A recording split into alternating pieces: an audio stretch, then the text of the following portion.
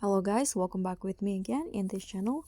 On today's video, I'm going to show you how to easily find the CapCut filters for your videos based on the color tone that you need.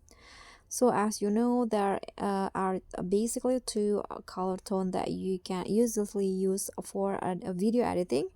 Call a color, a warm color tone, or a cold color tone. So here, if you want to find the filters easily, you can just go to CapCut filter menu first, and in here CapCut already divide in the color tone into two, the filter color tone into two, between the cool and warm filter. So just select the category that you want. For example, if you want to use the cool filter, you can just find it in here. For example, I'm going to use this inception filter.